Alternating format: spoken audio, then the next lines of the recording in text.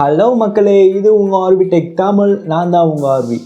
So இந்த வீடியோவில் நம்ம எதை பற்றி பார்க்க போகிறோம் அப்படின்னா 2020 நம்ம டெக்னாலஜியை பற்றி நிறையவே விஷயங்கள் கேள்விப்படுறோம். நம்ம கேள்விப்பட்டதில் நிறையவே விஷயங்கள் உண்மையாகவும் இருக்குது, சில கட்டுக்கதைகளும் இருக்குது. ஸோ இந்த வீடியோவில் நம்ம சரின்னு நினச்சிட்டு இருக்கிற சில தவறான டெக் மித்ஸை பற்றி ஃபுல்லாக பார்ப்போம். ஸோ இந்த வீடியோ நீங்கள் ஸ்கிப் பண்ணாமல் ஃபுல்லாக பாருங்கள். தென் நம்ம சேனலுக்கு நீங்கள் புதுசாக இருந்தீங்க அப்படின்னா கீழே உள்ள சப்ஸ்கிரைப் பண்ண நமக்கு சப்ஸ்கிரைப் பண்ணிக்கோங்க. பக்கத்தில் இருக்க பெல்லை அடிச்சிங்க அப்படின்னா நம்ம போடுற எல்லா வீடியோஸும் உங்களுக்கு நோட்டிஃபிகேஷன் உடனே வந்துடும். ஸோ வாங்க இன்றைக்கி வீடியோக்குள்ளே போகலாம்.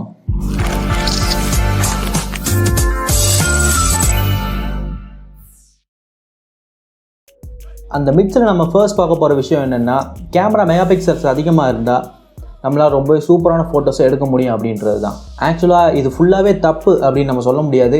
மெகா பிக்சல்ஸ் அதிகமாக இருந்துச்சு அப்படின்னா இமேஜில் ஷார்ப்னஸ் ரொம்பவே நல்லாயிருக்கும். பட் ஒரு சூப்பரான இமேஜ் ஷார்ப்னஸை மட்டுமே டிபெண்ட் பண்ணி இருக்கிறது இல்லை. ஒரு சூப்பரான இமேஜ் குவாலிட்டி எதெல்லாம் டிபெண்ட் பண்ணி இருக்குது அப்படின்னா நம்ம கேமராவோட சென்சர் சைஸ், நம்ம கேமராவோட சென்சர், தென் லைட்டிங், அதுக்கப்புறம் பார்த்தீங்கன்னா இமேஜ் ப்ராசஸிங், இந்த மாதிரி சில விஷயங்களை டிபெண்ட் பண்ணியிருக்கு. வெறும் மெகா பிக்சல்ஸை மட்டுமே வச்சு நம்மளால் அந்த கேமரா தான் ரொம்பவே பெஸ்ட்டான கேமரா அப்படின்னு நம்மளால் சொல்ல முடியாது. இதுக்கு எக்ஸாம்பிள் நீங்கள் பார்த்தீங்கன்னா கூகுளோட பிக்சல் ஃபோனையும் ஆப்பிள் ஃபோனையும் எடுத்துக்கலாம். அவங்க இப்போ வரைக்கும் 12 மெகா பிக்சல் தான் கொடுத்துட்டு இருக்காங்க. 48 மெகா பிக்சலில் 64 மெகா பிக்சல்ஸில் இருக்கிற இமேஜஸ் அந்த கூகுளோடையோ இல்லை ஆப்பிளோடைய 12 MP கிட்ட கூட நிற்க முடியாது. ஸோ இதுலேருந்து அவங்களுக்கு டிஃப்ரென்ஸ் தெரியும். தென் அடுத்ததான் நம்ம பார்க்க போகிற மித் என்ன அப்படின்னா, ஒரு புது ஃபோன் வாங்கணும் அப்படின்னா ஓவர் நைட் நம்ம அதை சார்ஜ் போடணும் அப்படின்ற விஷயம் தான்.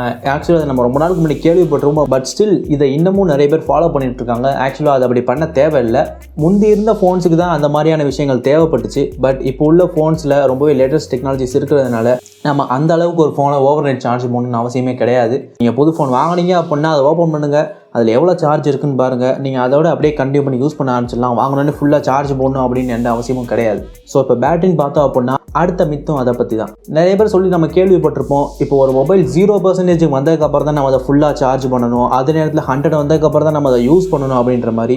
ஆக்சுவலாக இது அப்படி கிடையாது. ஸோ இதுக்கு முன்னாடி நம்ம யூஸ் பண்ணிட்டு இருந்த பேட்டரிஸ் எல்லாம் 0% வந்தோடனே சார்ஜ் போட வேண்டியிருக்கும். இப்போ உள்ள லித்தியம் அயன் பேட்டரிஸ்லாம் அந்த மாதிரி கிடையாது. நம்ம எந்த பர்சன்டேஜில் வேணாலும் சார்ஜ் போட்டுக்கலாம், எந்த பர்சன்டேஜ் வேணாலும் சார்ஜ் டிஸ்கனெக்ட் பண்ணிக்கலாம். ஸோ நம்ம சார்ஜிங் சைக்கிள் எந்த மாதிரி இருக்கும்னா 20%லேருந்து 80 to 85 இருந்தால் பேட்டரியோட ஹெல்த் அது ரொம்பவே இன்க்ரீஸ் பண்ணும்.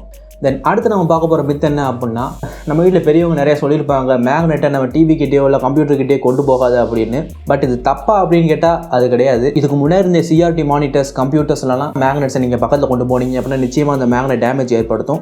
பட் இப்போ உள்ள LCDயோ LEDயோ இந்த மாதிரி இருக்கிற மானிட்டர்ஸ்லையோ இல்லை டிவிஸ்லையோ நீங்கள் மேக்னெட்டை கொண்டு போனீங்க அப்படின்னா நிச்சயமாக அது எந்த பிரச்சனையும் ஏற்படுத்தாது. பட் ஸ்டில் இப்போ நீங்கள் ஒரு ஹார்ட் டிஸ்கை மேக்னெட்ஸ்க்கு எக்ஸ்போஸ் பண்ணீங்க அப்படின்னா அந்த ஹார்ட் டிஸ்கே ஒர்க் ஆகாமல் போகிறது கூட வாய்ப்பு இருக்குது. ஹார்ட் டிஸ்கே காலி பண்ணோம் அப்படின்னா அதுக்கு ஒரு பெரிய சைஸ் மேக்னெட் கண்டிப்பாக வேணும். அதுக்கப்புறம் நம்ம லாஸ்ட்டாக பார்க்க போகிற மித் என்ன அப்படின்னா ரேம் கிளீனிங் ஆப்ஸ்.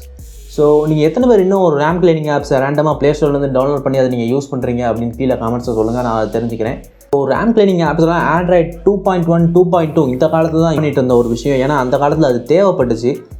ஏன்னா உங்களுக்கே தெரியும் அந்த ஆண்ட்ராய்டு இருந்த சமயத்துலலாம் ரேம் 512 MB இல்லை 1 GB ரேம் தான் அதிகமாகவே இருந்துச்சு. பட் இப்போ நீங்களே பார்த்துருப்பீங்க 6 GB 16 GB வரைக்கும் இப்போ ரேம் வரப்போகுது. ஸோ இந்த அளவுக்கு ரேம் இருக்கிற இடத்துல நம்ம ரேம் கிளீனர் யூஸ் பண்ணுவோம் அப்படின்னு கேட்டால் நிச்சயமாக தேவையே கிடையாது. சொல்லப்போனால் அந்த ரேம் கிளீனர் நீங்கள் அடிக்கடி யூஸ் பண்ணிட்டு இருந்தீங்க அப்படின்னா ஒவ்வொரு தடையும் அந்த ஆப் லோட் ஆகிறப்ப இன்னும் எக்ஸ்ட்ராவாக தான் டைம் எடுக்குமே தவிர அது உங்கள் ஃபோனை ரொம்பவே இன்னும் ஸ்பீடாக்கி விடாது. உங்கள் ஃபோன் ரொம்பவே ஹேங் ஆகுது, ரொம்பவே ரேம் ஃபுல்லாகிடுச்சு அந்த மாதிரி நீங்கள் ஃபீல் பண்ணிங்கன்னா மட்டும் அதை நீங்கள் யூஸ் பண்ணலாம். அதுக்கும் இப்போ ஃபோன்லேயே டிஃபால்ட்டாகவே ரேம் கிளீனிங் ஆப்ஸ் இருக்குது, அதையும் நீங்கள் யூஸ் பண்ணிக்கலாம். ப்ளே ஸ்டோர்லேருந்து டவுன்லோட் பண்ணணும்னு அவசியம் இல்லை. இந்த மாதிரி நம்ம ரேமை க்ளீன் பண்ணிகிட்டே இருக்கிறதுனால யூஸ் ஆகாமல் இருக்கிற அந்த மெமரினாலையும் எந்த பிரயோஜனமும் கிடையாது. ஸோ இதுதான் அந்த டெக் ரிலேட்டடாக காமனாக இருக்கக்கூடிய சில மித்ஸ்.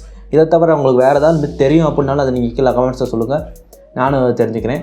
ஸோ அவ்வளோதான் இந்த வீடியோக்கு. இந்த வீடியோ உங்களுக்கு பிடிச்சிருந்துச்சு அப்படின்னா ஒரு லைக் பண்ணுங்கள், உங்கள் ஃப்ரெண்ட்ஸோட ஷேர் பண்ணுங்கள். ஸோ இதே மாதிரி ஒரு சூப்பரான வீடியோவில் உங்களை கூடிய சீக்கிரம் வந்து மீட் பண்ணுறேன். Until then, this is RV from rvtech Tamil signing off.